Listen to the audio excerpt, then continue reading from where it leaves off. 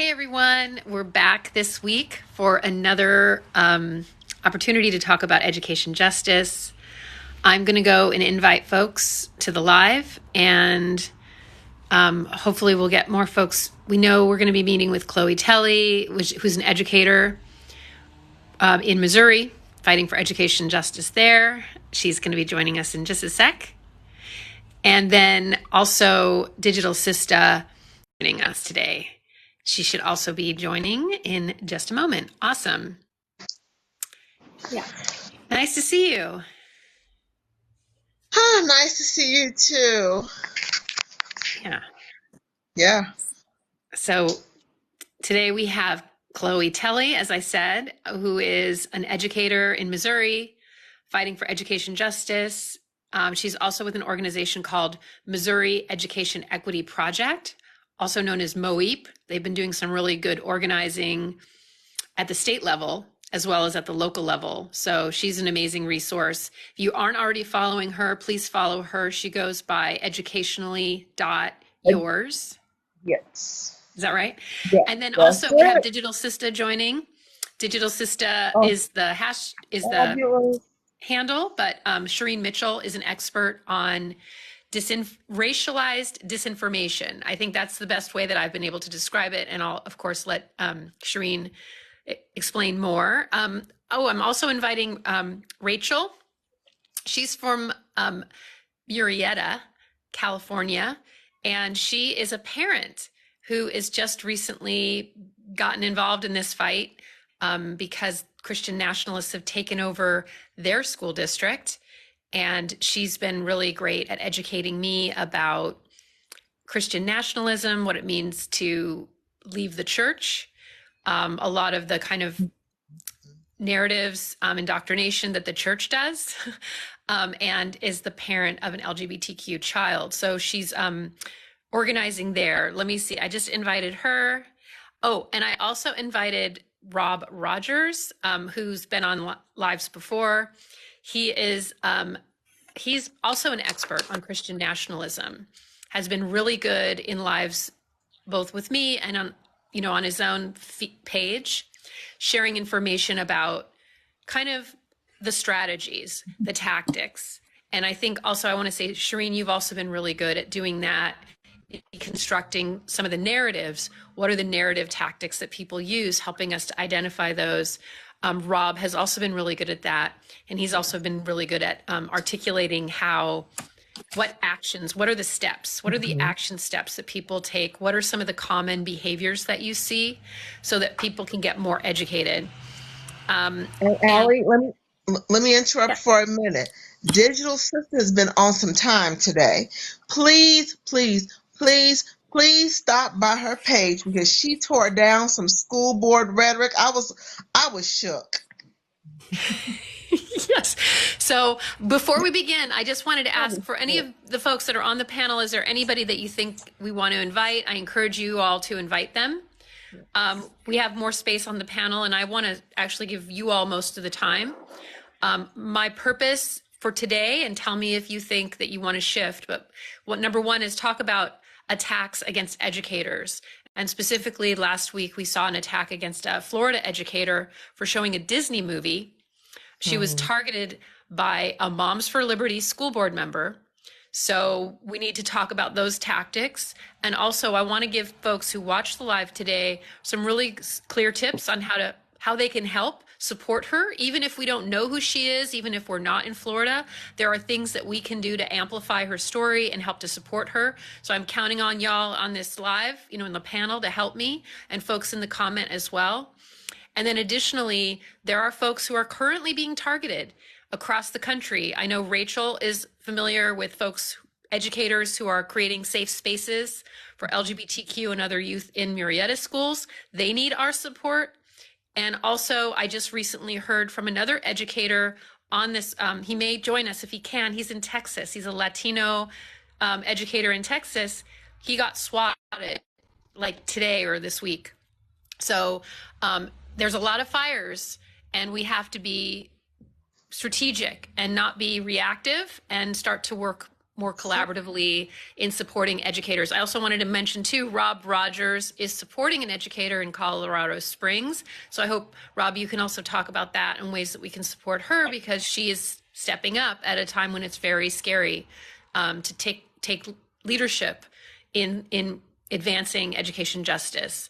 I'm going to invite, another person that I reached out to, Morgan Howells, and I'll let folks introduce themselves. But if we want to start, Chloe, I gave mini introductions. We can just start with introductions here, and then we can kind of get into a discussion. So Chloe, if you can do a short introduction, we can hand it off to everybody, and then we can kind of take it from there. Okay, I'm Chloe Telle. I'm affiliated with MOEP, the Missouri Equity Education Partnership in Missouri, and I'm also an English teacher and an advocate. And Shireen, do you want to just quickly do an intro, and then we'll... Yes. My name is Shireen Mitchell. I track online harassment, violence, and disinformation.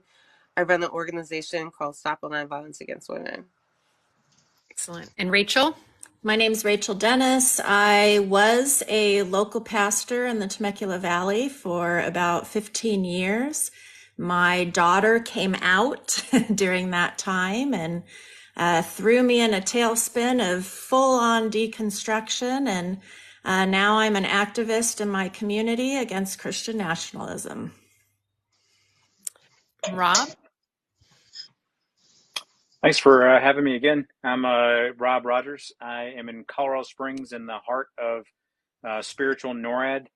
I've been following, tracking, fighting against Christian nationalism for about the last 12 years. I experienced a tiny bit of that when I ran for state representative in Colorado Springs last year. I'm also the first vice chair of the El Paso County Democrats now, and I'm continuing to fight against Christian nationalism and the public education deconstruction. Great. And then Morgan is a new mutual that I met, and I wanted to invite her as well. I love her feed. Morgan, if you want to introduce yourself really briefly. Hi, I'm Morgan. I was a fifth grade teacher until very recently. And now that I've left teaching to work in the education adjacent sector, it's freed up a lot more of my time to do community organizing and general rabble rousing. And I recently attended a local Moms for Liberty meeting because some friends and I heard that they were trying to start a chapter, and I was like, open meeting, I'll go. And I went and I recorded and I posted a video on TikTok, and it's been crazy and also really cool. Really, really appreciate your posts and getting the inside scoop on the Moms for Liberty organization, and also your voice as a former educator. As I wanted to say, what I really want us to focus on is listening to educators, because they're like education, public education is the battleground right now, even though we all know that this isn't really about educating kids or protecting kids.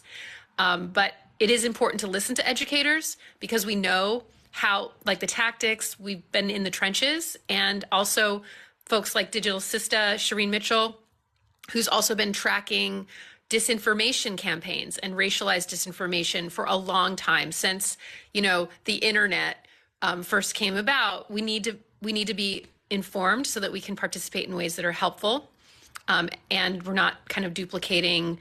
We're starting to get a little more coordinated. So anyone can start off. What should we be? I reached out to this educator in Florida. I want to support her and help her. I also know what it's like to just, when you're at the center of an information attack. There were articles about me in Australia. There were articles about me in the Daily Mail. Me and my colleague were getting targeted with unaliving threats. There were people standing outside of our houses. It gets scary. I just want to say that. And so it doesn't surprise me, when you reach out to folks, they don't, I didn't even know who to trust at that point, but I did really want support. And there were folks who did support me at that time, even folks I didn't know. In fact, I made a lot of friends, sometimes people just reaching out, and some of these folks were content creators. So just because you don't have kids in public school, just because you're not in the town that somebody's in, doesn't mean you can't do something to support them. And so I guess I wanted to start with Shireen, because I know you have a lot of experience tracking folks who've been targeted by these disinformation campaigns, and some of them get very scary because they're connected with the dark web, they're connected with these, extremist groups, and there are things that we should also probably save some time to talk about, things that we could all do to protect ourselves and help to protect each other. But specific to this Florida educator, what are some thoughts that you're having around things that we all could be doing to help support her and help support that community in dealing with this attack? Thank you. I appreciate being here as always. And thank you everyone for being here and having this conversation. And I do think that one of the challenges that we have is by the time an attack shows up, which is what I know, the teacher's last name is Barbie. Miss Barbie is dealing with at this point is that this was something she did not expect, right? She's a first-time teacher, first-time mom. She was like in a learning curve. And here she is in a situation that the state has turned on children and teachers. And for her, I think it's like she's playing catch up on it. And so now she has to find ways to protect herself. And I just want to make sure to say it out loud for everyone here. Like prophylactics, protect yourself before the incident happens, right? Like it's not because I think that we've gotten so comfortable with social media that we don't realize how much we give out information, how much we allow people to have access to us. So it's not just what happened to you, Allie, about people showing up at your doorstep. It has everything to do with the fact that, like, if you have enough information out there, people will use it to either dox you, put out your private information is what doxing means, or have other people come at you, i.e. being swatted, having the police come at you. All of those things are possible. So I always want to make sure that people realize that, like, we need to wean ourselves away from giving out our private information on social media.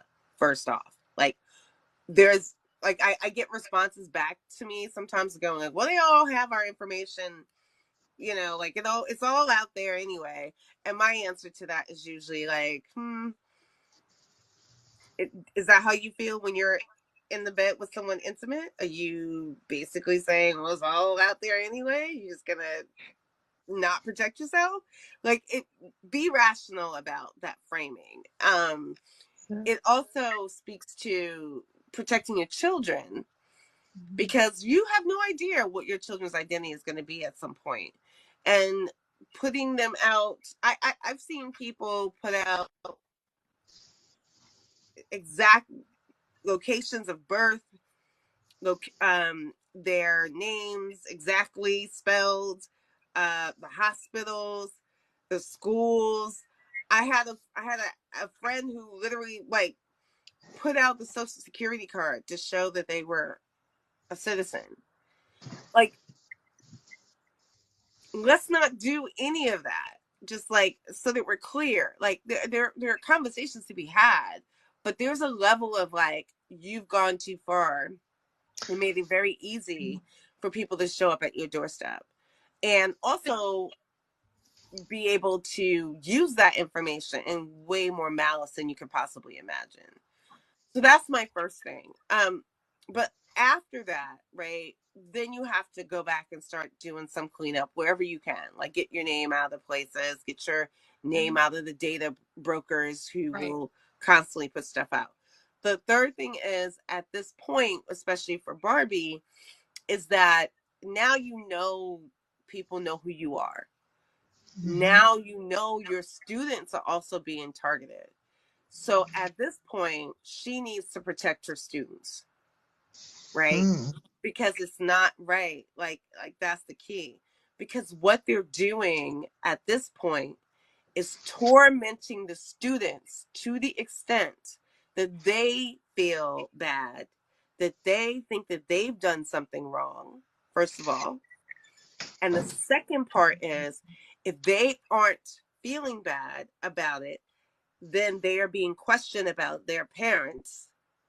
So there's a door knocking happening for the parents, right? Because these kids don't see anything wrong with what they witnessed, right?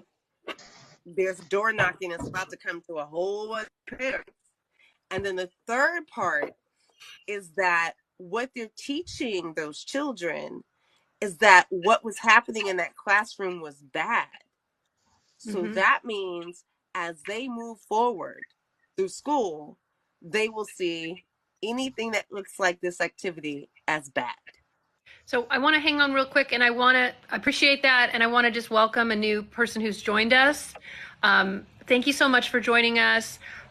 Your handle is Political Latino. Can you tell us, who you are? And I want to center our conversation right now because Sure. I heard about what happened today, and I was really concerned, and we want to help and support you. So my name is actually Chris Reyna. I've been a school principal for 20 years. I've also spent some time in the district office. I also teach part-time at the local junior college here called Yuba College. So I also have a doctorate, but I don't like being called doctor. It's just not my preference. So on Twitter, about 4 months ago, I was replying to a conversation regarding Florida and how they could possibly be restricted as far as students that graduate from those high schools to be accepted at universities like Berkeley, Stanford, and any of those higher institutions that require certain criteria of classes in order to meet the qualifications to get enrolled there. So I got a lot of pushback from Elon Musk's fanatics, put it that way. Well, this one person kind of kept harassing me and kind of kept going at me and kept getting new accounts, kept blocking them. So he actually swatted me. So that was my first experience. I had the police come to my house. I knew the officers there, but they also called my superintendent. He came and talked to me as well. When we laughed about it, but where I live, which is Northern California, is very deep red. It votes about 70% Republican. I mean, there's a small contingency of us that are actually a part of the Democratic club here in town. It's not many of us. I live in an area about 35 minutes north of Sacramento in a town called Yuba City. So I had that happen to me. It's, I go online and see people threaten me quite often. I get it on a continuous basis, especially not really with this app, but Twitter. What I did, I deactivated my account, but I've also been attacked numerous times by parents, and especially during COVID time. I was called a conspiracist and everything else because I followed the mandate that was put out by the state. And this was at an elementary school, which I thought was worse than at high school, where I'm currently at. So had that experience, not the best experience, but it's a little frightening. I mean, honestly, for your children, your family. I can only imagine how it is if I did not know the officers, put it that way. Because I just talked to a friend of mine that happened over in Florida, and they had guns drawn on him. And my friend in Florida is black, and sure enough, the first thing they did was draw guns. Me personally, even though I am Mexican, a lot of people say I don't look Mexican, but I am. And so they didn't do that to me. But in certain situations that I've seen and talked to other colleagues that have been swatted or been, my address got exposed on Twitter. So did my cell number. I have about 3,700 followers on Twitter, and I do go and debate a lot. I debate on this platform as well. I actually literally go into conservative debates just to debate them about education and politics. And so it's not that I'm concerned, because I can't be afraid. I can't be afraid to have my own opinion and my own thoughts, because we're doing this for one reason. It's about the kids, but also to get the truth out there about what is really happening in our schools. This whole thing about grooming and this anti-teacher rhetoric that's being put out there is detrimental to our public education, but also detrimental to the kids and the families that are involved. My population is 85% Black and Latino. They are being attacked left and right. And we're seeing things that I haven't seen in 25 years and 20 years as a school principal. We're seeing literally families bringing information from home into the school and start sharing it. And especially in this area when they're asking. So my response to them, and I do this with every one of my parents that have issues with what we're doing, you're welcome to sit in my classroom. Come on board, come to my office, just give me 1 day notice. You can follow your child every single class you want to for all 6 periods. And what it does, it stops them in the tracks, number one. Number two, it also embarrasses their child a little bit. A high school kid does not want their parent in class with them. Let's just be real about that. So what I do is I push it back on them. And I also say, hey, we're in this together as a team. Since now you're willing to volunteer with this part, well, guess what? I need to talk about the LCAP. So would you be open to being on my committee? And I can tell you exactly where I'm spending my dollars, how I'm using those dollars, and what is the purpose and where we're going in the direction. That way, I allow my parents and I give my parents every single opportunity to be engaged. We're not hiding anything here. Let's just be real here. Since we left COVID, every parent, maybe I'm using absolutes and I shouldn't, but a lot of the parents think now they're teachers and they saw it on camera. What they didn't see was the preparation, what goes into running a class with 35 kids. In high school, sometimes it's as high as 42, like in my school. It just depends. But I think being the most transparent possible is the best way to push back. And then further yet, is go to the next level and says, hey, guess what? I need some volunteers. You want to be part of the process. You want to be part of your child's education, regardless if they're in high school. Here's what I have for you. Go ahead.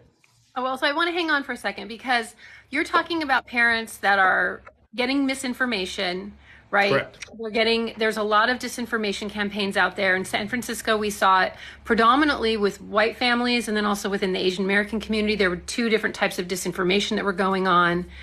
And there's parents that are concerned about their kids. You know, any parent wants to protect their kids. But there's also actors that are they're pushing the disinformation. They're not going to be motivated. The transparency, it's actually, they'll take whatever they can get and twist it, into a narrative to dismantle public education or to just cause conflict or things like that. So really quickly, I wanted to pop back over to Shireen. There's a difference between parents that just don't know, maybe they need more information to understand. And that's something we all as educators want to be doing. But there are also actors.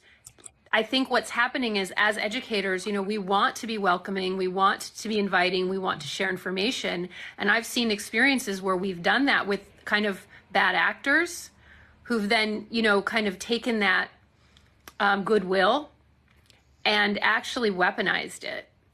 And I'm thinking even you, Chloe or Rachel, you or Morgan, you can speak to that. Like there's a difference, between how we have to respond because there is a kind of war happening.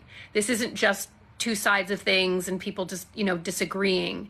There are people who are actively, weaponizing even benign information and using it to terrorize people and to fire people and to, make people frightened. So I don't know if anyone wants to speak up on that because there's, we all want to share information, but there's also some folks we're dealing with that I think most of us are not really experienced in engaging with. So yes. I just want to say, like, one of the big things about what happened with Barbie was that the parent was also a school board member, right? So the child had to tell the parent for the parent to report the teacher, right? Like there's a whole domino effect here. And even though there was a moment that what Barbie said that she sat down with the parent and didn't sort of see her perspective before she kind of wanted to listen to her, that person was a bad actor no matter what she was saying because Right. she was purposely, right? She was purposely using this like 2-minute clip, and I shared that on my TikTok so that people can go back and see the clip. This person wasn't just like targeting the movie. They were targeting an aspect of the movie that saw parents in support of a gay child. But they also were targeting the interracial nature of it. That child had a Black mom, right?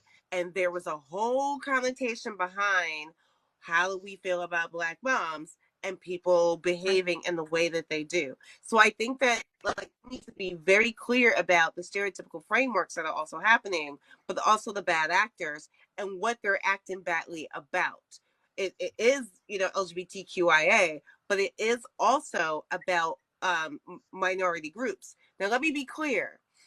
Based on what I see and what I've heard, that parent is you know, a Latina, if I'm not mistaken. Her last Yes, name is she is. Rodriguez, Yeah, right?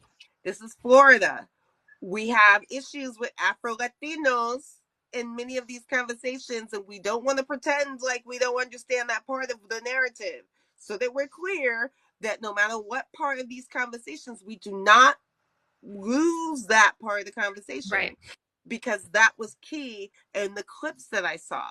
And also, I want to make sure that that's also key in some of the conversation. If they can't get it on the LGBTQIA variable, they will get it on the what CRT DEI version.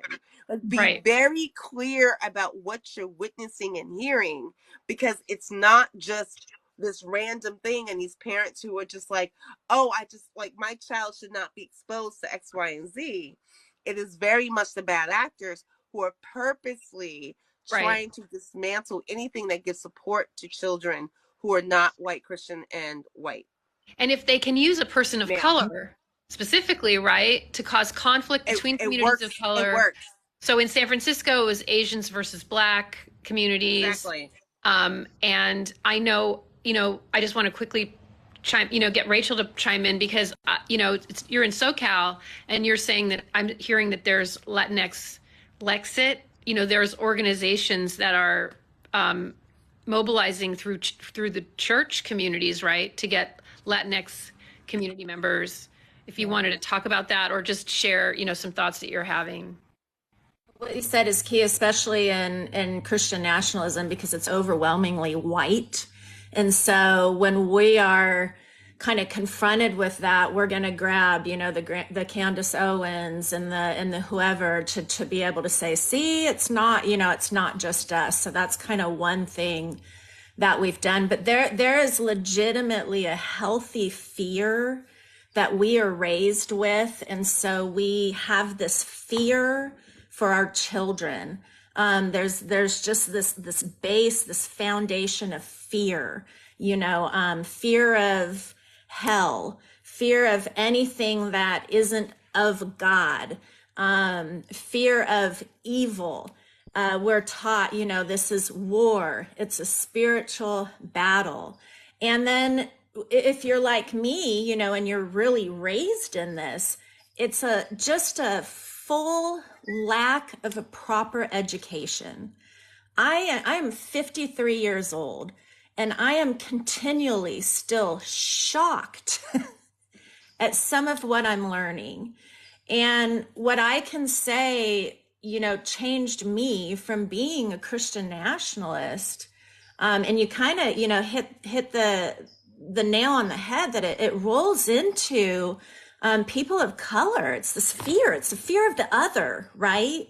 You know, if you're not like me, and I own the truth that I've been taught, then you are the enemy, and that's a fear for me. And I'm afraid to have my children around you because you might lead them astray. You know, and we're taught things that LGBTQ is a choice, that this is not a natural thing. So if you're showing a movie with the LGBTQ character, this is going to rile up our fear. You know, and like you said, we're not even going to go and talk to the teacher. We're afraid, we're scared, we're going to report it.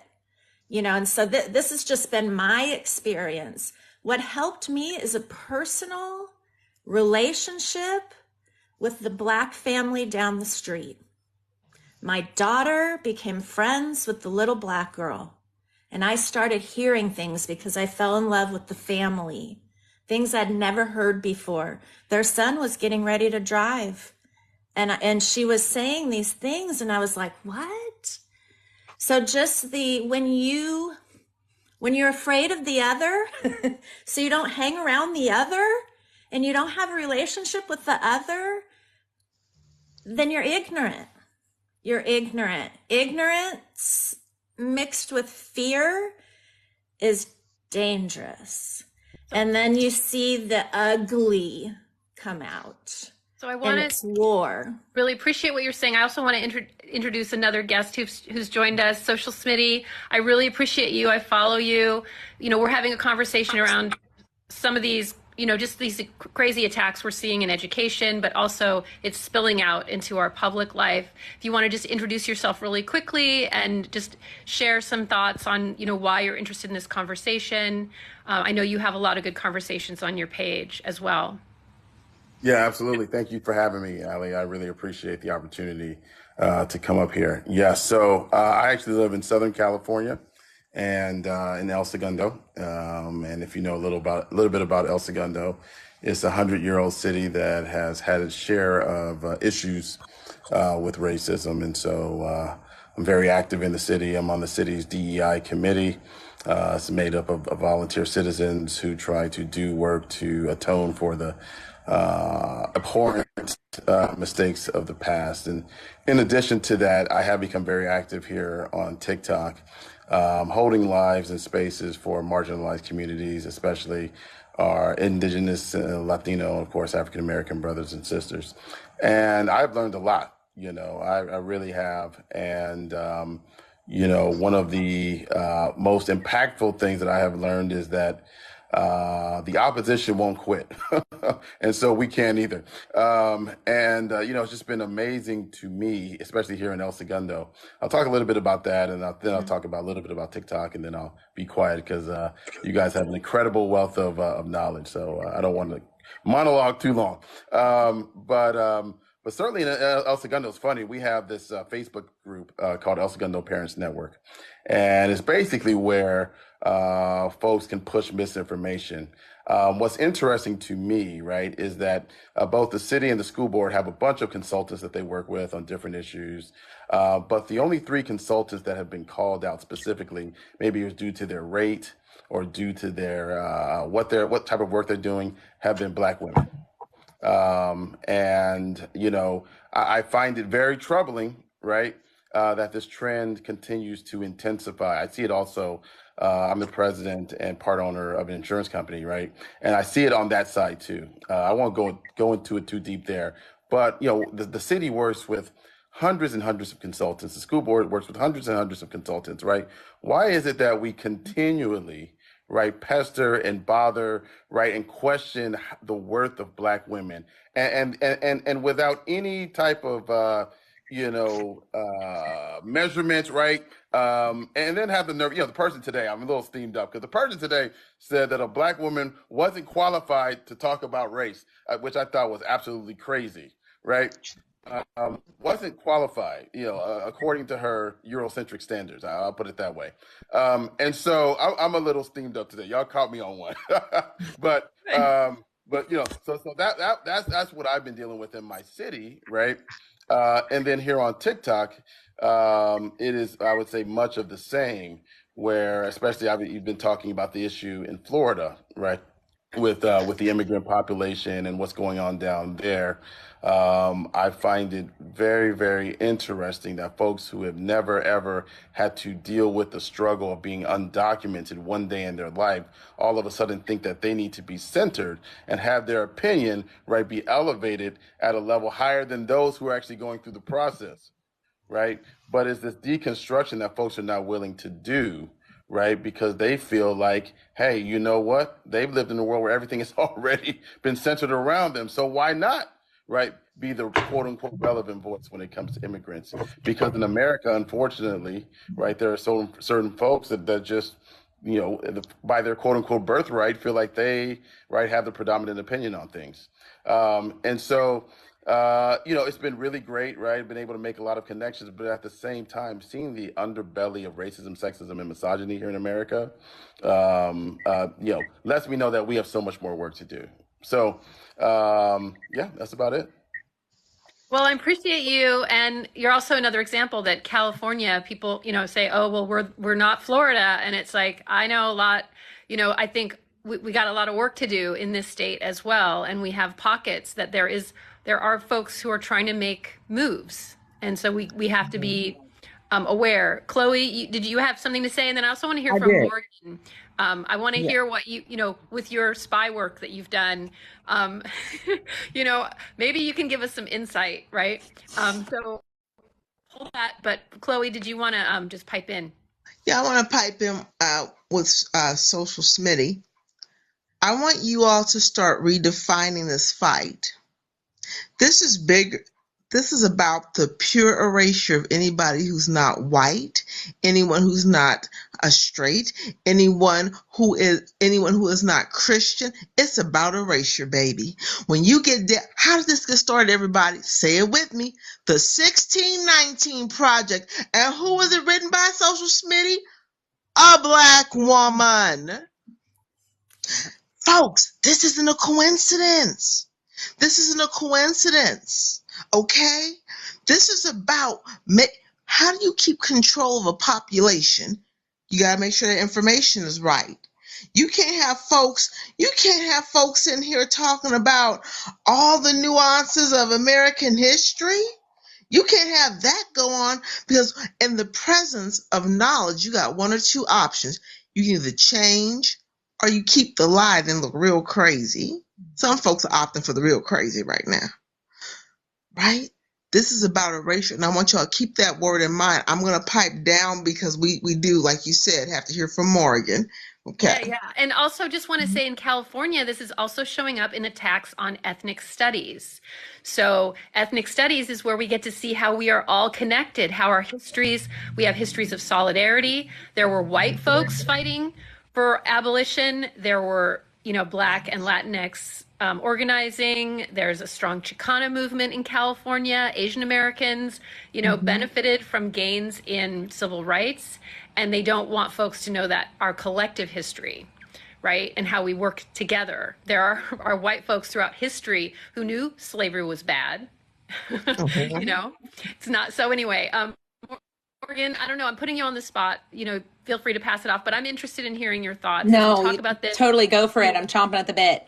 I was thinking ever since political Latino was talking and everybody else started expanding, I've been thinking about how you deal with these people and do those preventative prophylactic measures as an educator. And having been on the education side, I also would default to transparency because that's what you do when you are an educator who is always assuming that someone is coming to you in good faith because they care about their child and because the things that they are saying are true. Because these people come and they don't say, I want to take all of the books about Black children out of your classroom. They come and they say, I have concerns about inappropriate material. And then you, the educator, take that in good faith and you spend so much energy and so much work trying to meet them in your good faith. And that is what they want. They want to waste your time. I was also actually in the evangelical church, Rachel. I grew up in the formerly Episcopalian, now Anglican church, which if you understand what that means, I'm sorry. And that's exactly what they wanted. They would talk about how they would cloak their true desires in this language that would be acceptable in the school environment. Because you can't walk in and say anything with homosexuality is sinful and I will not have my child see it. They say this is explicit content because it has a man and a man holding hands. They're not honest, and that makes them very hard to deal with from the education perspective because they're not upfront, and educators want to believe that everyone is coming in the best faith. I want to jump on that real quick because Can I speak to that really? Sorry. Wait, let me jump on it real quick and then I'll hand it over because I want Shireen you to close it out. But just to my colleague Gabriela Lopez is like a sweetheart, and she was president of the school board, and I mean, people take advantage of good people, and she was very collaborative. We both believe in transparent leadership. Because of that, they will invite you to share information, as you say, waste time, but also use that to manipulate folks. And if you're somebody that is just kind of an honest person, you deal with people at face value, it takes, like, it's taken me a while to train myself, not to just trust people who reach out to me, not, to really watch how people move before sharing. And that's not something, when you're open-hearted, when you care about others, when you're trying to build solidarity and community, it's a hard lesson to learn, how to continue to maintain those relationships with new people, but also protect yourself. I mean, really consciously protect yourself and think about, even just accept that there are people that are like this, So Shireen, what did you want to say? And, what are your thoughts? Yeah, I have a couple of thoughts, and this is going to be hard to hear, but you cannot grant people the benefit of the doubt. Most of you operate on the benefit of the doubt, and I don't operate on that. I've stopped operating on that for I don't know how many years. The reason is because the only people who are really granted the benefit of the doubt are not people who look like me. Mm-hmm. Anything I say, anything I do, any way I move, someone will question all of it. The fact that you're not having to experience that is why you grant benefit of the doubt. If you were moving in this world the way that people treat me every time I walk out the door, that any child that looks like me every time they walk out the door, you would not be granting the benefit of the doubt either. So as teachers, I know it's a hard thing to swallow because you're assuming that every parent wants the best for their children. But we have to also acknowledge that some parents do not operate with that intent. They operate with control and ownership over their children. And those things are very distinctly different, which is why they're putting laws in place to get the state to out their children to them, because they are telling you out loud that they're the bad parents. That's evangelical Christianity. Control of your children. Can I add something to that too, by the way? Yeah. So let me finish real quickly. Sure. What I'm trying to get us to understand, that as we look at these policies, as we look at the school boards, as we looking at the parents who are showing up, you now have to rejigger yourself, and you now have to witness who's the bad parent coming through your door. And that is, I think, a difficulty that most teachers are not used to, because your assumption is that the parent coming through the door is good. Now, here's the thing. I went through this with one of my programs. When I formed Digital Sisters, one of our programs was to do school programs, to do technology to help children move from one grade to another. This is early days. So I'm talking like most children did not have access to technology. But we have a 3-tier system. The child make one mistake, it's on the child. The child makes the second mistake, we call the parent in. And then we have a conversation with the parent. The parent and us have to have an agreement. By the third mistake, at this point, the parent has acknowledged this agreement. And now we're having to have a conversation with both the parent and the child. By 3, if the child still breaks the rules, the child is gone. I've sat with parents agreeing, signing documents, doing all of those things, and then I had to kick their kid out, and they went to the state to come at me. She signed a document, she agreed, we had a meeting, all the checks and balances were in place, but they still went down to the state. The only thing that kept them from being able to kick me out was it wasn't state money. So I want to really quickly hear from... That's the problem. Public money is state money, and that's the weaponization happening in this scenario. That's what I want to follow up on. Well, and that's why you hear about, I'm a taxpayer. People will come in and start talking about how they pay taxes, even though I think we all do. But there's an entitlement that comes with that statement. That's a belief that they have the right to dictate for others. Political Latino, you were going to say something. Yeah, so this is my first year at this job, and I just want to kind of describe how the mold of the school was happening before I came here. So when I came here, mind you, my population is very diverse.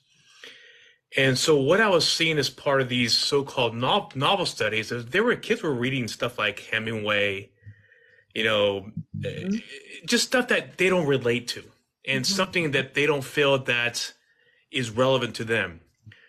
So I brought a new program in here called Reading with Relevance. And if you know anything about it, there's actually certain novels that the kids relate to. For example, one of the first books that I brought into the school was 57 Bus. If you've never read the story or even know the story, it's controversial. And it's a true story that happened in Oakland.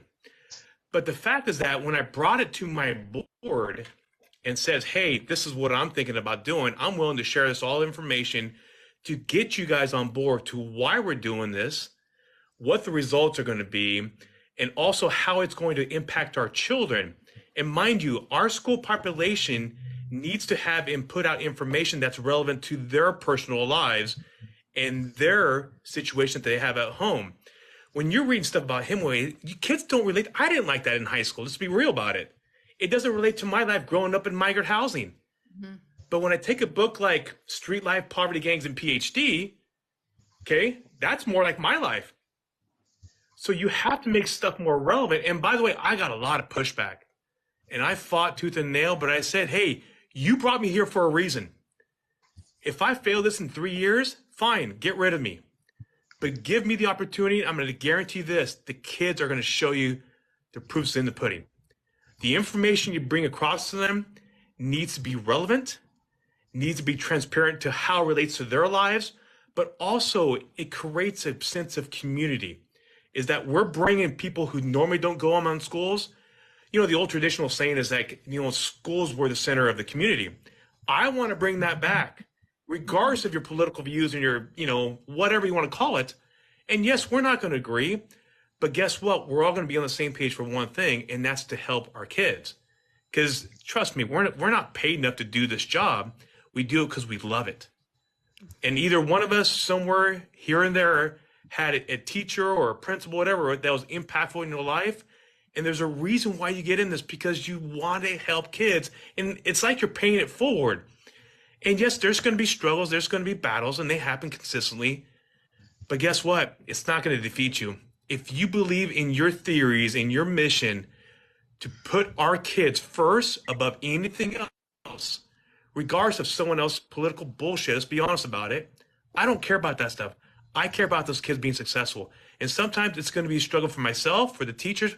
But guess what? We're doing this all together. And we have to make sure that those battles that we have, that we don't give up. Because the easiest solution is just to walk away and not deal with it. But instead confronting it with reason. And sometimes reason doesn't work. I'll give you a great example today.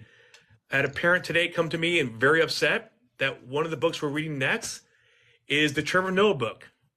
I don't know if you've seen it yet. It's one of our series that we're reading. But Trevor Noah is a critic of Republicans. And he does it in a very good sense of humor way. And he knows the name, but has never read the book. And right away, he thought I was teaching CRT. And I said, sir, I got a doctorate. I can't even teach CRT because I'm not trained in it. But I can definitely teach ethnic studies, which is going to be approved here in the state of California, which we all have to move to. As a matter of fact, I teach it at the junior college. He correlated ethnic studies as also being CRT when there's just two different things that are going on. And I said, here, I'll show you my syllabus. You can look at it. We can talk about this. I don't know if I changed her mind, but at least got him to think.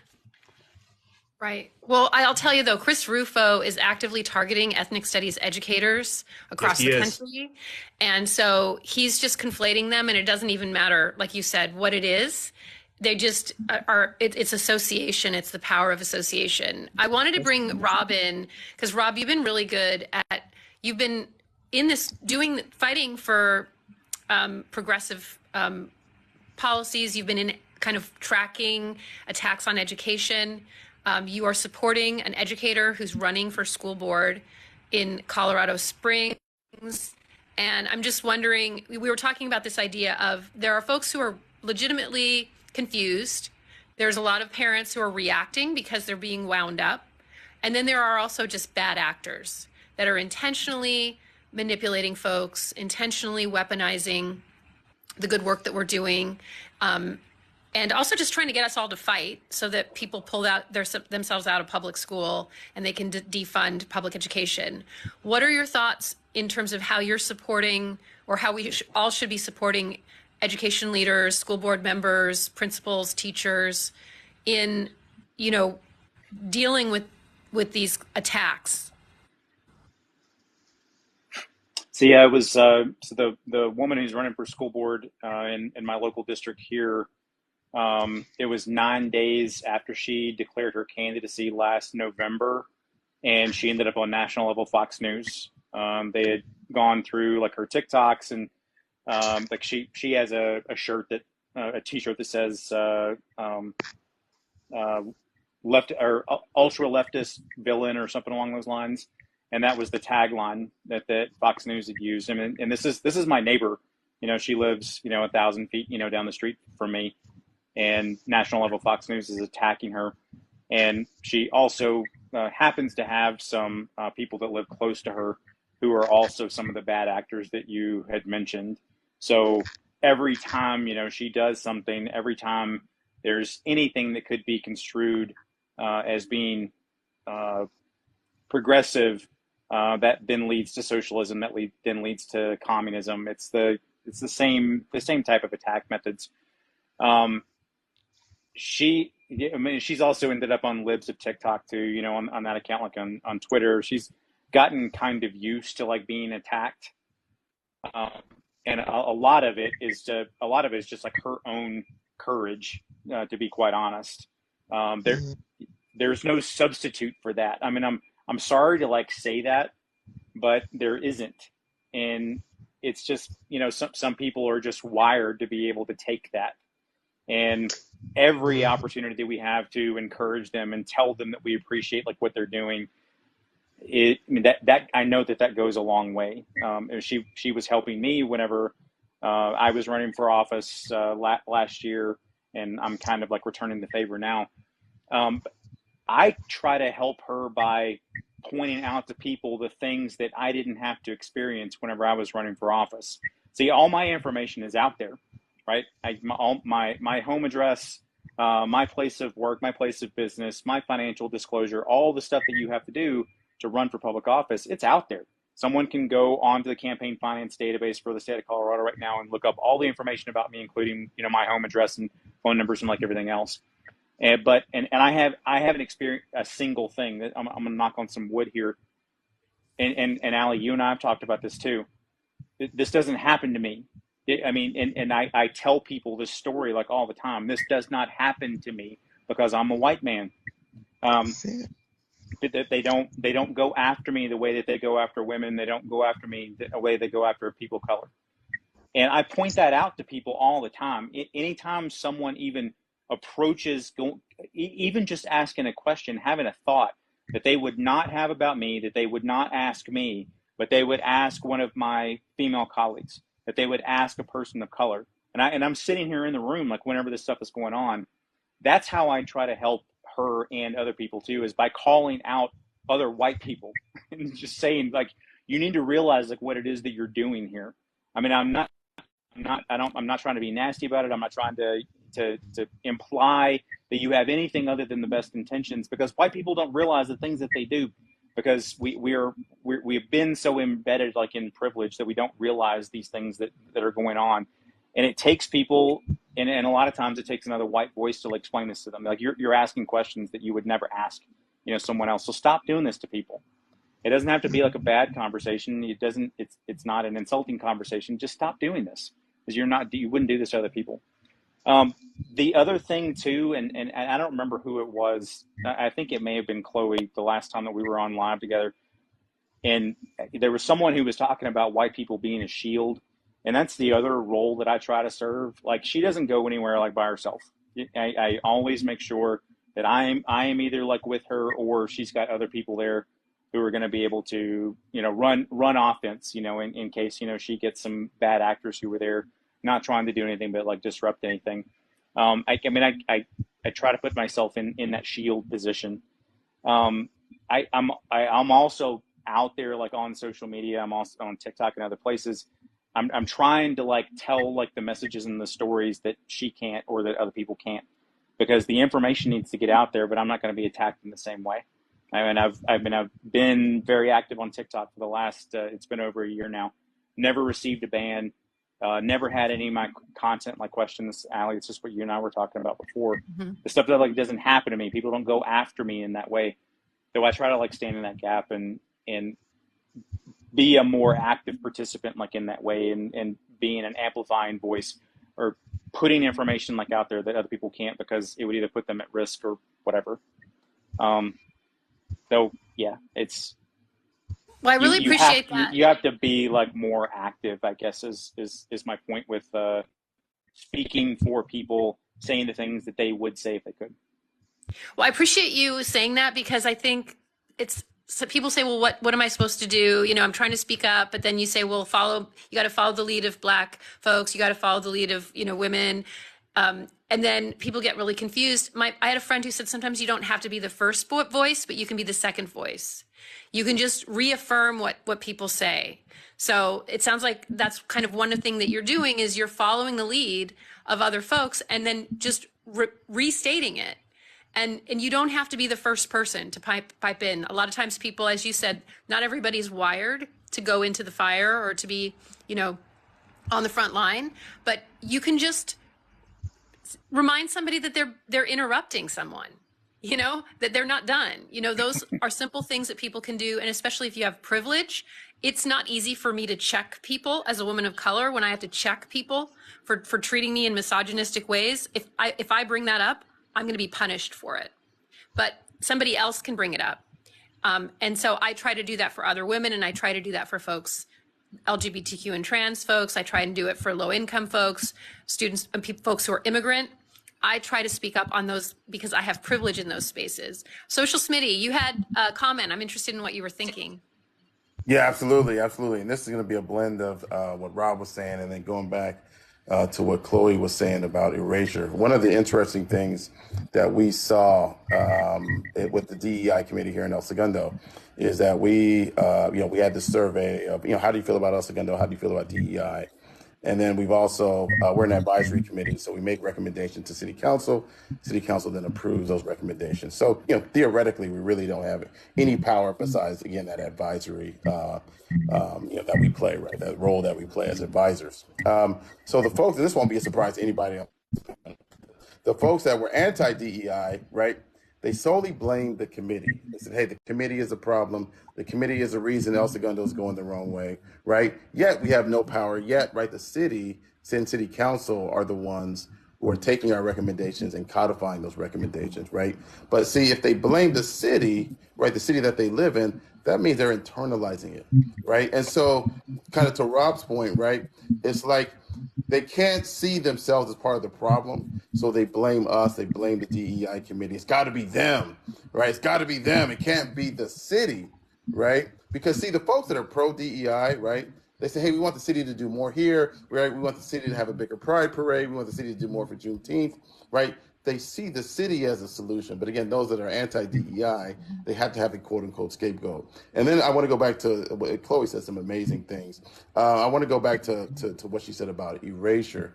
And the extent of people that are involved in such erasure. Because oftentimes, right, I don't know how you guys feel, but the folks that are out there that are loud or acting crazy, sometimes it's easier to deal with than the folks that are more covert. And right, what do I mean by that? So, I've had the benefit of being able to travel a lot, right?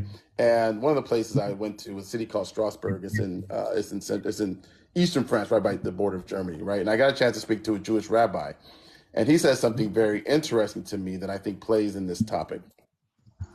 He said, Avery, he said, we Jews, right, are just as mad for what happened with World War II.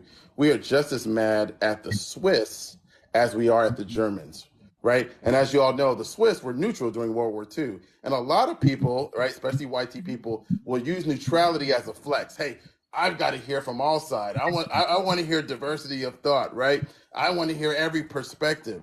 But the reality is if you do nothing, right, and you're covert, you are just as problematic and sometimes even more problematic than those who are out and about. Because quite honestly, Black, we're used to those people, right? It's the more, again, the more covert people that are the more problematic. So I just wanted to say that. Then one final thing, that I've got to hop off.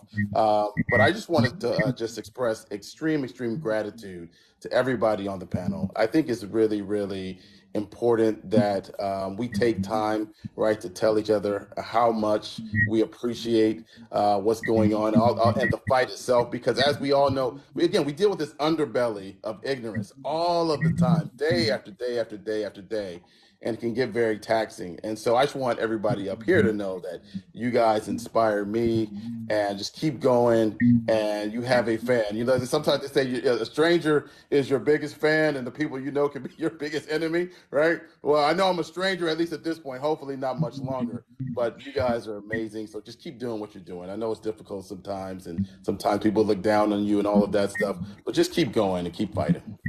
Well, thank you so much for joining us. And also, everyone should be following Social Smitty. And if there's anything you need to support you, either online or even offline, please reach out to us and let us know how we can support your work that you're doing.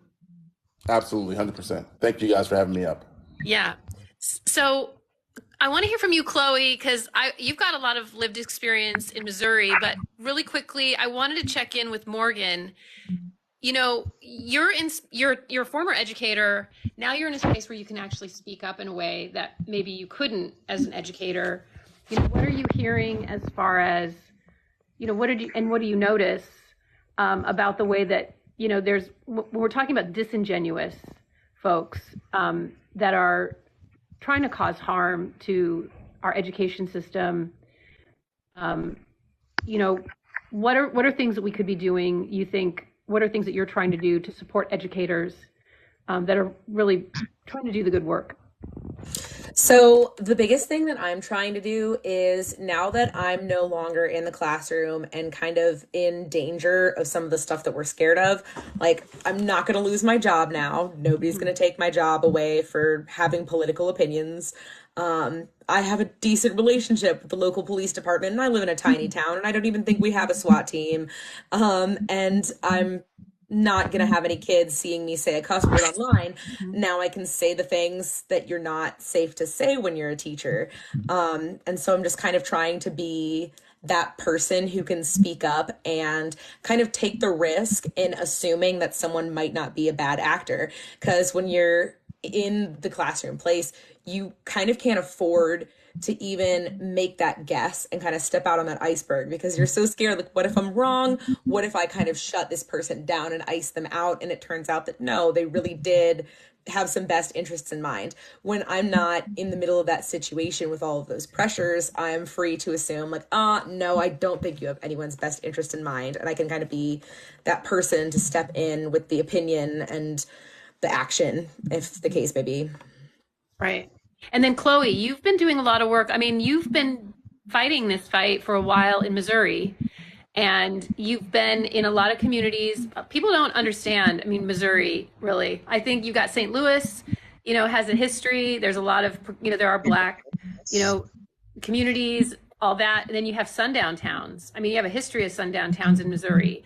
And so it goes all over the place. Tell me, you know, what we can be doing to support. You're an educator now, right? You're Yes. working right now. So how can we support you, and how can we support other educators who are trying to protect freedom, academic freedom, trying to protect marginalized students? Number one, and I'm gonna say it again, Digital Sister solidified what I'm about to say. Your number one weapon against these folks? Community. Folks, let me tell you the problem. There's more of us than there are of them. More people in this country want to see their kids educated in a safe public school system regardless of race. But the problem is, when you talk to the average person in your community, many of them don't half know what's going on. Like, for example, right now in the community I'm in, I'm seeing the signs of where people are trying to get started. So first it starts out like,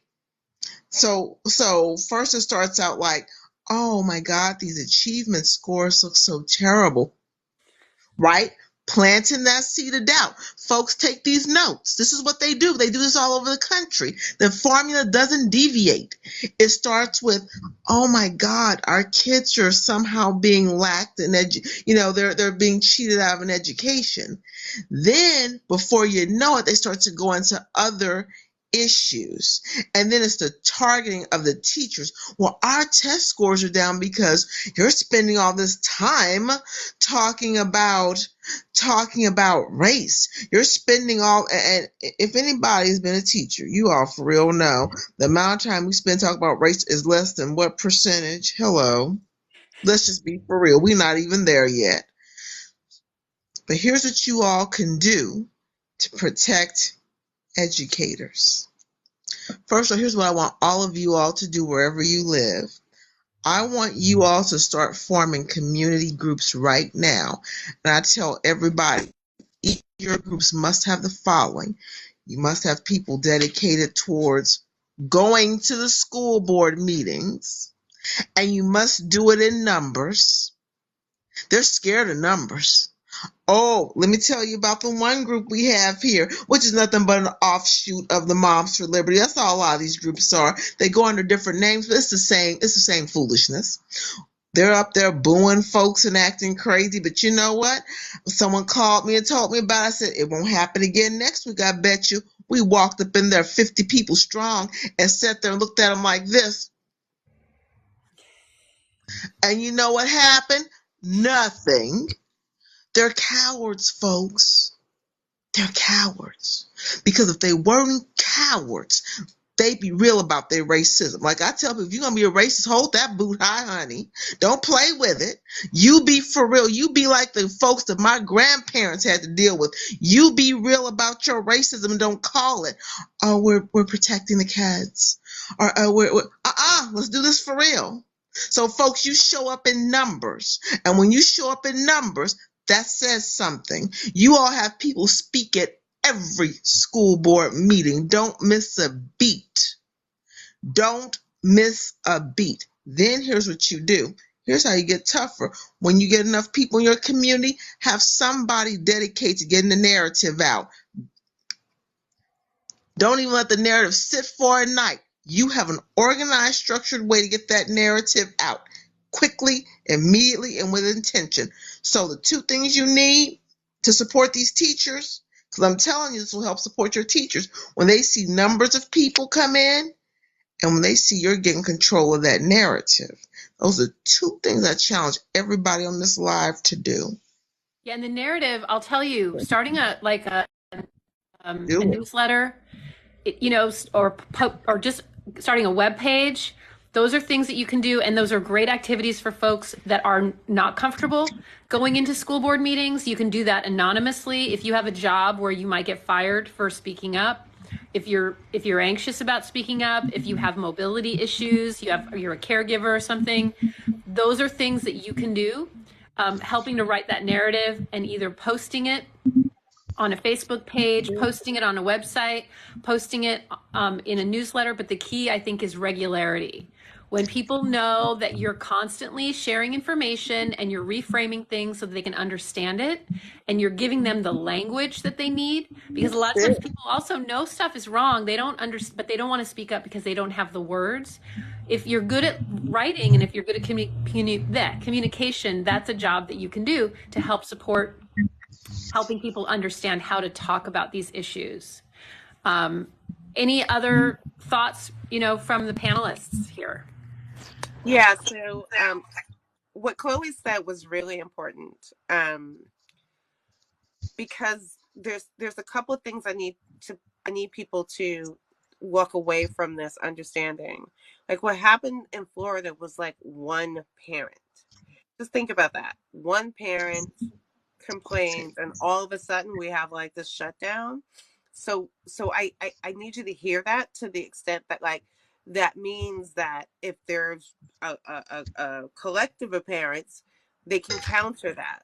Mm-hmm. But this woman also happened to be on the school board, so let's make sure that like we understand the connections to the school board ownership. And right now we're in the middle of several places where school board elections are happening.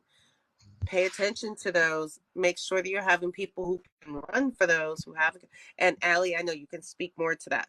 But what I'm trying to get at is that there has to be a counter narrative out there. And what's been happening, unfortunately, like when we saw the first uptick of the Moms for Liberty, nobody wanted to talk about CRT, right? The conversation was, well, CRT is not happening in K through 12. That is not the proper counter narrative. It's not the answer to what people were saying. The question was, do parents have rights to protect their children? The answer to that question is, of course, but are parents educators? Because if they are, then you should homeschool them. There is an answer to that, right? Like, we lost the answer to the questions that were being asked. So now we're in counter narrative at this point, right? We are in the place where we have to understand that these parents think they're co-parenting with you. And then you have to remind them, so if you're co-parenting with me, I'm telling you what your child can't do. And the N-word is one of the things your child can't do either.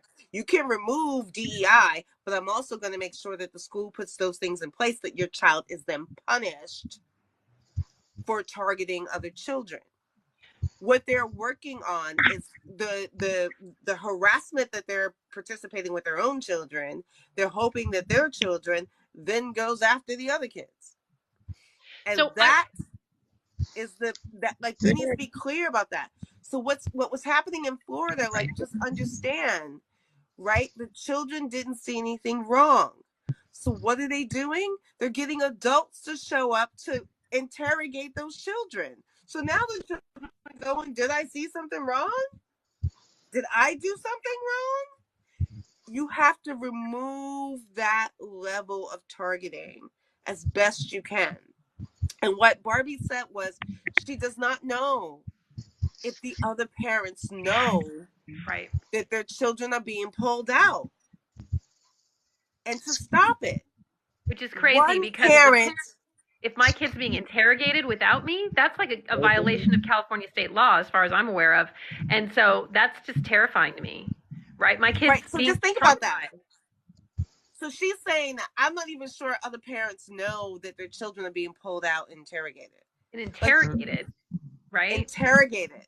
She said they were on the second interrogation. Understand what I'm saying? One parent complained. There is an investigation, and they're literally pulling children out. So you have the state interrogating children, making them uncomfortable. But they don't want their children to be uncomfortable about understanding that slavery existed. Listen to the narratives. We have to counter them, because the state should not be making children uncomfortable. So I want to talk about this really quick, and I've also invited NC Blue Dot, which is also a wonderful, amazing creator that I follow. Hey, Nancy. This idea that, like, what I'm seeing in San Francisco, I got a call a few weeks ago from a parent at a school in San Francisco, said her child told her that kids were pew-pewing BBs at the back of kids' heads, using the N-word, making whipping noises during Black History Month. This is San Francisco, okay? And they're reaching out to me, somebody who's now completely been deplatformed. I can't do anything other than provide advice. I was on the school board, and you better believe me, heads would have rolled if I heard that. Stuff would have been happening. So removing me from the school board, removing my colleague Gabriela Lopez from the school board, was a way of removing accountability for students, parents, and educators who were allowing racial abuse to happen in San Francisco schools. And if you want to know, like, why I was targeted, it was because we initiated an equity audit. We asked the National NAACP for support, the University of Kentucky. They were coming in to do an equity audit and actually document racial abuse at one of our elite high schools and also district-wide, but specifically at this elite high school that has a history of students being racially abused. And technically, I mean, violating the California Ed Code, which says all children deserve to go to schools that are free of discrimination. Now we have, I'm telling you, I can list at least 5 parents I know, just me by myself, that as children have had to deal with racial abuse, being called the N-word, and nothing has happened, or they're not called when this happens. Things get, kind of brushed under the rug. And so it's not just about like books, Hold on right? a second, We have to. Chloe, I think you're on mic right this second. Okay. It's hard to hear. Sorry. Yeah. So I'm just saying it's not just like we're focused on the books, but what we're also, we need to do the counter narratives. We need to talk back about that.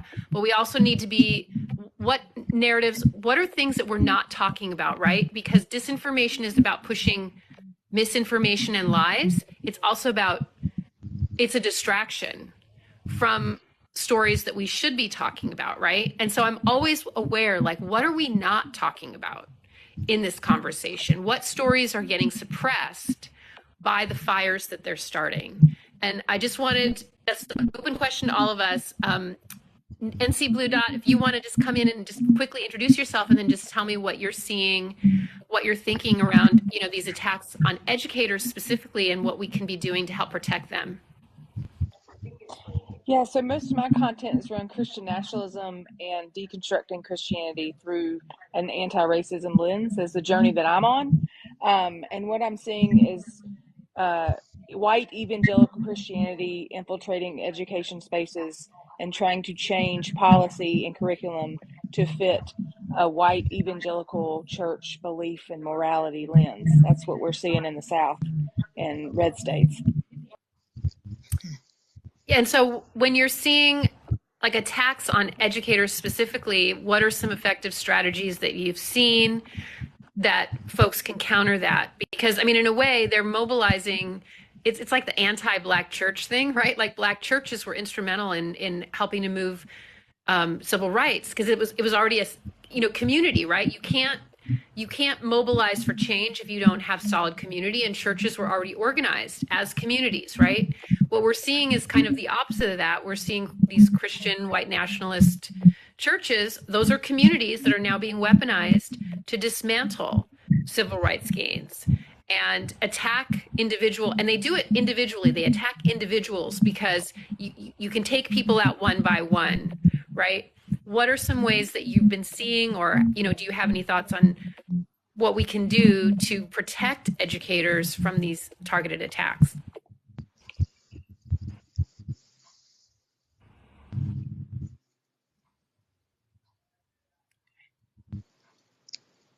Maybe she's muted and she can't hear. Oh, is that for me? I'm sorry. I was responding to a comment.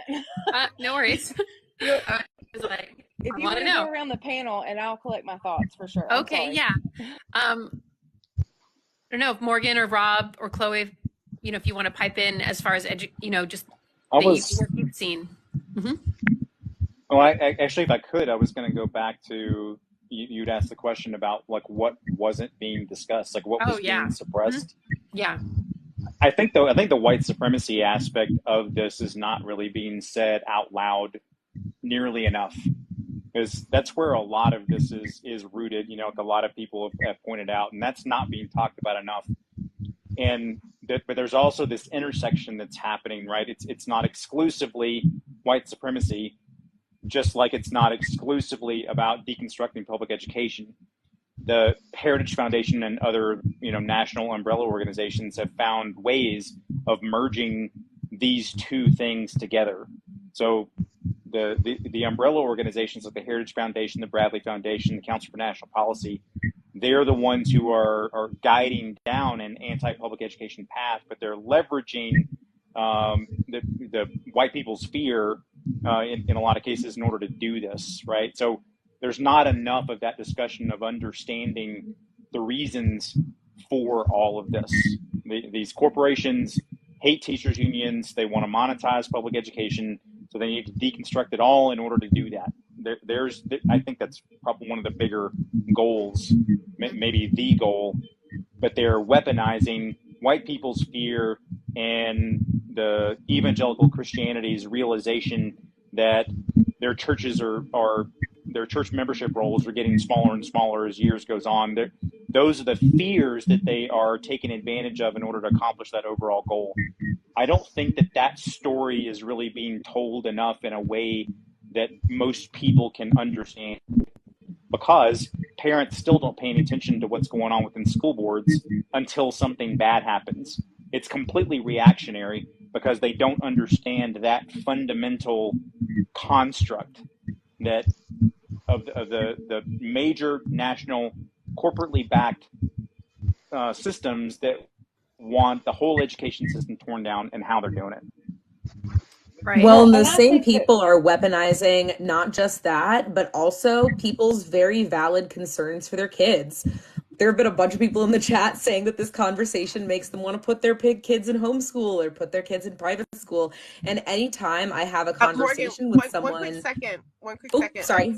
No, I'm sorry. I want you to follow up on the homeschooling thing, but someone's saying, okay, so Chloe, are you still off mic, or is it? No, I'm not off mic. Mm-mm. You sure? Because I don't see a mic on you. Oh, because are you a moderator? Is that the reason? Yeah.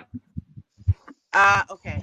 So people were hearing the feedback, but I think it's coming Okay. from Chloe. yeah, Sorry, Morgan. I she didn't might mean need to to interrupt. mute it. Yeah. So Chloe, make sure you're muting yourself when you're not Okay. speaking. There. There we go. Cool. Okay. Sorry. Okay. What was I Morgan, saying? go ahead. Sorry, Chloe. Talking about homeschooling, and I think this is a really Yes. important conversation. I want to hear what you had to say. Yeah. Yes. So I think that they're really weaponizing a lot of valid concerns that parents have for their kids' education, because the public education system is not doing very well right now. Like, I was just a public school teacher. The things that I was doing for the past 2 years, over and over again, my coworkers and I would say, we're not teaching. We don't feel like our kids are getting a good education. And so there are people like the Heritage Foundation who are directly connected to the Moms for Liberty and who are directly channeling their goals through the Moms for Liberty, who are actively going to moms who maybe would be on that kind of misinformed side of things that we were talking about, and telling them, no, you don't understand. The reason that your kids are suffering in school isn't because your district can't afford to keep on enough psychologists to do an IEP screening. It's because they're learning about how to brainwash your kid into believing and loving all people. And they're desperate for anything. And if it's being said to them by somebody who looks like them and talks like them and runs a really fun meeting that feels like a Tupperware party, then you want to listen to it. And it feels like such an easy answer. And so I have approximately this much sympathy for some of these moms, because they have legitimate concerns that are being used to cloak these darker goals, and their legitimate concerns are also never going to be seen to. Right. They're just being used. Well, I also want to add too, sometimes it's also not even concerns for their kids. They're not aware of the fact that they just need community. There's a lot of white moms out there that are struggling with parenting. It is hard to be a mom. They don't have any help, especially in these, I'm sorry, but white culture is not about supporting moms. It's all about these nuclear families where you're supposed to be like super mom, and like they don't have, like Black community like is a village, Latinx community. You've got aunties, you got grandma, you've got everybody. Yeah, the Chinese, Asian American communities, they've got Nana and Grandpa, and like they don't. You've got a lot of white moms who are struggling, and I think that's why with COVID there were women who were freaking out, and I think it was hard on all of us, but I think the professional women who didn't have support, they didn't have a nanny anymore because the nannies couldn't come in. They were the ones who were dying for community and support. And I think they are weaponizing that, that need. I don't know if that hit I need to speak to that really quickly, right? From a political perspective, right? Think about this for a second, because again, if you're thinking about this from the co-parenting framework, that they think if they're paying their taxes that Black families aren't, and they're co-parenting, right? They think they have say over the other children because, we're getting resources for free. If you have that framework in your head, right, you also have the framework that they don't have the ability to take care of their children because they're single moms, or you know how this goes, right? Yeah, all this kind of that they don't have resources, as if We don't have a whole network that works with us. Just because you don't have that network doesn't mean we don't have that network. But to show up, I'm going to say it again, but to show up as a parent going, well, parenting should look like this in a nuclear family like this. And then you try to codify that. That's where the problem lies, right? Like, I just want to make sure that we're hearing these pieces, right? It's one thing that you're struggling and you had a hard time when your child had to stay home because you didn't have assistance. You know why? Because by law, Black women and was forced to work for you and take care of your children. You're coming from a legacy where you never had to take care of your children. So how do you think you are the better parent than the one that had to take care of their children and yours? Right. Change the framework. Well, And and it's what really important. It's really important for us to like hold that space. If you keep allowing the malicious nature of like single moms or the bad moms, you know what I mean? These are children who come from the ghettos, who lack resources. Right. If your child is emotionally breaking down, pay for a therapist. Did you see the Moms for Liberty person who said that?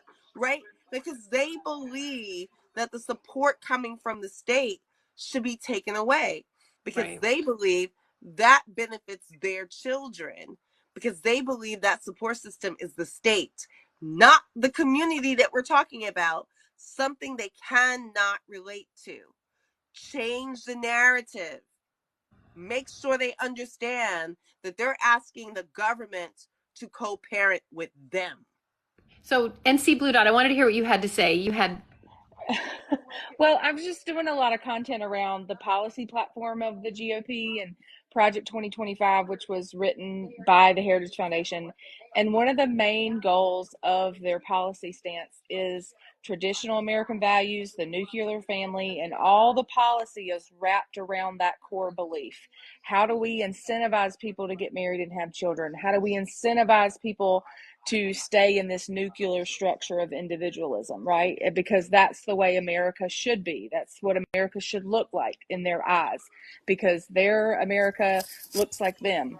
And so I think that, like, when you were talking about education, Rob made a good point. Like, their goal is to privatize public education. They're not quiet about that. They want to make it so fearful, so under-resourced, that people will take their kids out and put them in private schools, and gaslighting Americans and saying you have the choice to take this money and do what you want to with it, and that is digs more into that individualism and so I not do want to collective. I want to know, you said choice, and that choice word, choice, is always been associated with segregation. Always. It's always been associated with also defunding and privatizing public education. And choice is inherently inequitable because not everybody, until we have a totally just society, not everybody has the same choices. So if I have money to pay for an education and you don't, that's really not a choice. And similarly, you know, I have the ability to educate my kids as an educator, as a I could homeschool my kids to a certain degree. I'm college educated. Not every parent has access to that educational opportunity. They don't have the ability to educate their kids at the same level. And so if we're just going to leave it up, I also want to I'll just throw this in here. And then I want to say a quick hello to a new guest. We're going to be getting off soon, but I wanted to welcome her because everybody needs to know who she is. Choice, this homeschool is also connected to the privatization network. I got a fire truck, so I'm going to pass it off. If Vanessa, if you can introduce yourself. Sorry. Sorry about that. Okay, sorry.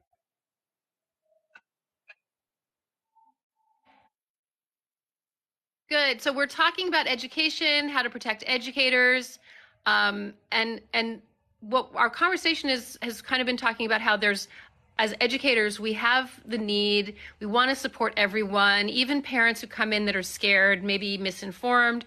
We want to welcome them, be transparent, but there are also a lot of bad actors, and there are some folks that are actually, they're not interested in protecting their kids. And they are, we have to kind of shift the way that we move, be more aware of how we protect ourselves. And I think another theme that's come up a lot is this idea of community. We can't do this work without community supporting one another, and we can't do this work if we're not going to name the fact that white supremacy is behind, it's undergirding a lot of these attacks. So I just love to hear any thoughts you have. I know you're in the fight, you're in Florida. Just if you could introduce yourself briefly and then just say, kind of what you've been doing, what you've been thinking around these attacks.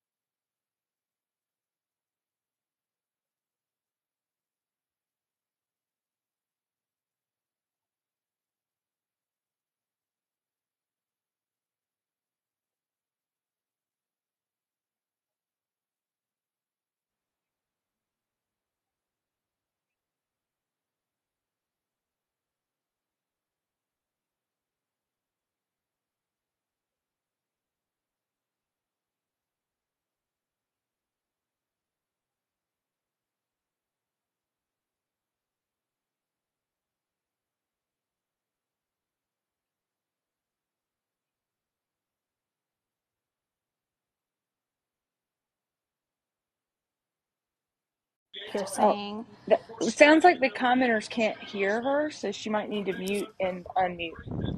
Can you guys hear me? I can hear her. Okay. Can everybody hear her? What about now? You're okay with me. Okay.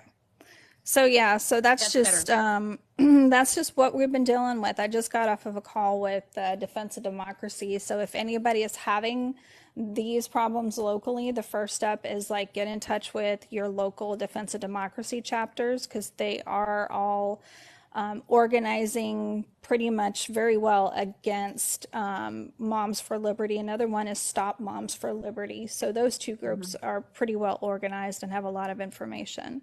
I wanted to add Red, Wine, and Blue is very active in North Carolina, Pennsylvania, Michigan, I think, and Ohio. And then there's another group that is forming in California. It's, God, I invited them to come. They weren't able to come today. I'm blanking on their name. But, we have to organize nationally and also locally.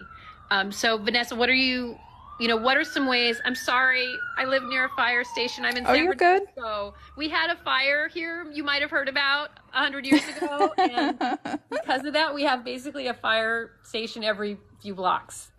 So Vanessa, what are some ways that folks, other than just joining up, what are some practical ways people, maybe if you don't even have kids, you can support educators in Florida specifically, but also nationally?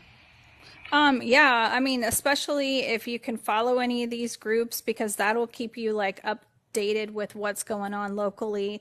Go into your local school board meetings, because even if you don't want to speak out, we always need additional support. And a lot of times we'll coordinate, like we're all going to wear red shirts to show our support. So even if they just see more people, sometimes they're more obligated to go on the side of who's not necessarily louder, but who seems like is the majority of the voice in the room. So just going and showing support is a good way to go. Yeah, supporting your teachers is a big one. Writing letters to your teachers, letting them know. If you see them on Facebook or something, like tell them, hey, you're doing a great job, because this is taking a toll on them as well. Great. Thank you so much. So I'm going to close this out. I like to keep this no longer than an hour and a half. I really appreciate all of you who've joined us, and especially folks in the comments, folks who are watching. I want to say thank you so much for joining us. It means a lot. Please, comment, follow all the creators. We also have Rachel, who is on here. I reposted some videos of hers if you want to follow her. She's a parent in Murrieta, California. And we also had Political Latino. He's a principal in Northern California. Please follow him and support him. There's also someone that I want folks to follow. Her name is Este Inc. It's Este, ESTE.Inc. we need to get her in this live, and we can't get her in because she doesn't have enough followers. So if you can go to her account, she's an ethnic studies educator, a Latina. She's a daughter of Chicano organizers. So she knows, she's a multiple generation organizer, and we want to get her in here too. She also has workshops that she does, where she does a lot of workshops around student leadership, which is also something I think we should be talking about. How do we support students in their advocacy in ways that make them feel safe? I'm going to close this out, but I'd love to give everybody, we got to keep it short. Everybody this is about education and action. And I feel like I've gotten a lot of education. I've learned a lot. We are doing what we're saying. We're building community right now. We're getting educated. What's one action that you want everyone who's watching this live to take when they get off this live for the rest of the week? And if we can start with Vanessa, we'll work our way up through the top. So Vanessa, what's one action that you want everyone to take who's listening to this live? Have more students speaking out at these meetings. That would mean so much. Excellent. NC Blue Dot. So I think Christians need to speak out against Christian nationalism and this religious right, Moms for Liberty type of organizations that are taking over our local government. Okay, great. Rob.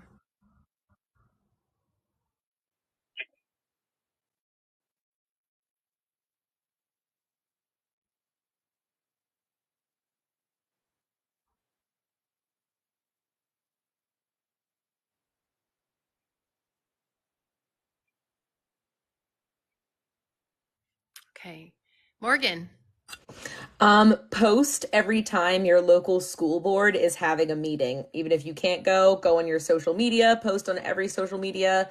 The local school district board is having a meeting tonight. You can watch it live here. You can check the notes here, whatever you can. Even if you don't go, even if you say nothing, maybe somebody will see it and they will. Thank you. Shireen. Yeah?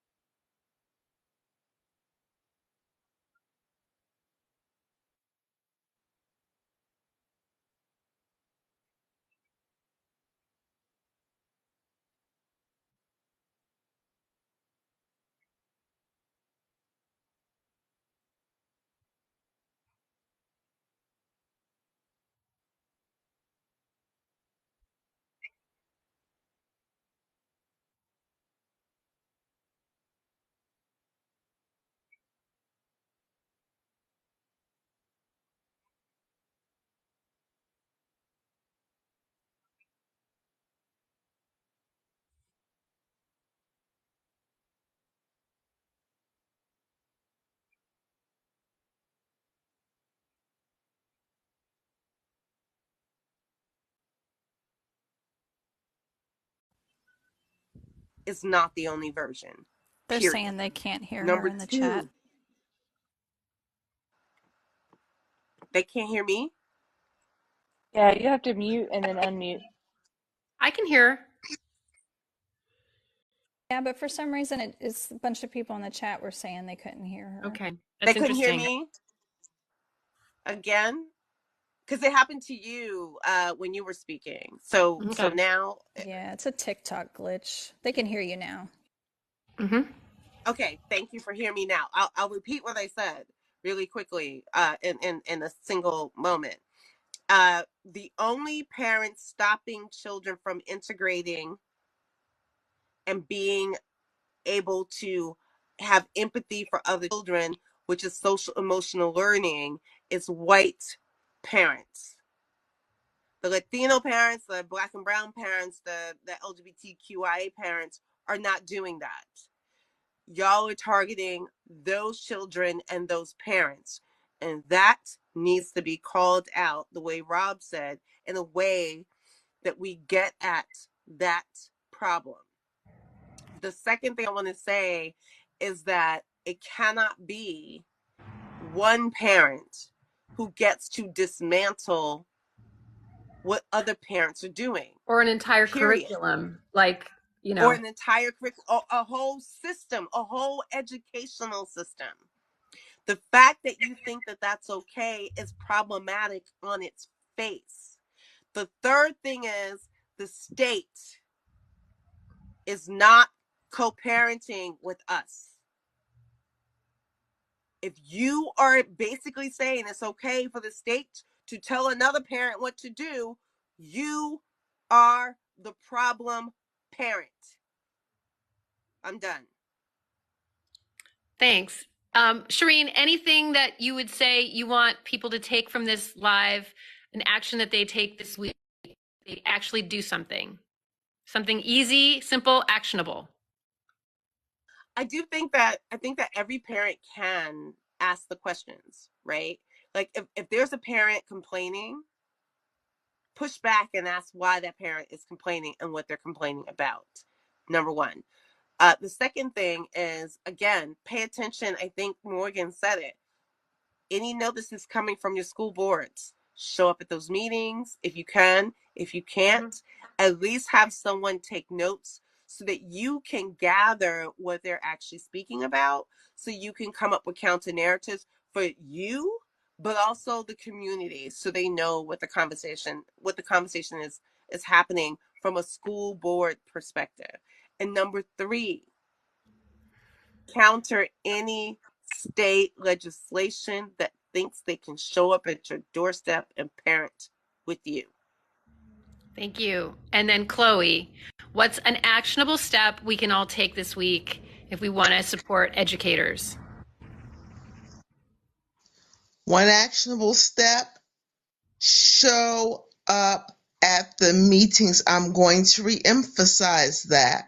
You must show up on a regular basis. You must show up all the time, and you must show up powerful in numbers, because they get scared when you show up in numbers. And when you show up in numbers, that's when you can start changing. And another actionable step, I know I re-emphasize to show up in numbers, but here's another thing you can do. Every gathering doesn't have to be formal. Do things, have little gatherings with each other and talk about school policy and what's going on. Get control of that narrative. I hate to say it like this. Take notes from white supremacy.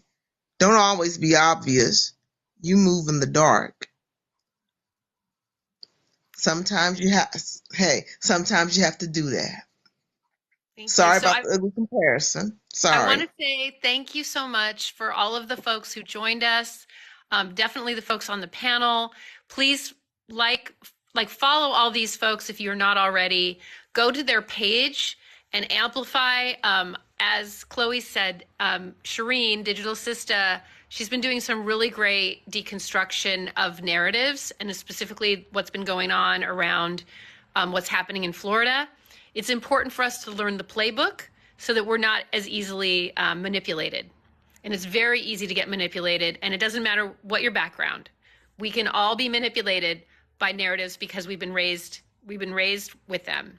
I want to say thank you to specifically to the educators who are in the classroom doing the work. Chloe and Vanessa and Morgan, as a former educator, I want to say thank you for your service. And I'm okay with co-parenting with awesome educators because we cannot do it alone. I have twins. I wouldn't have made it. My kids are graduating this year. I am super grateful.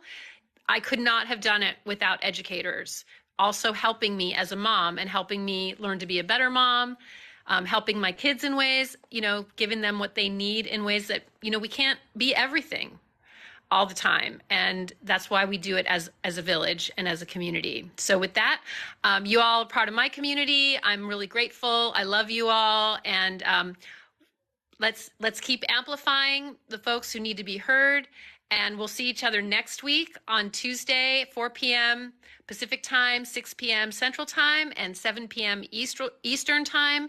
We're going to keep having these conversations. And if you have a specific topic you want to talk about, feel free to DM me, and we'll make sure that we address it.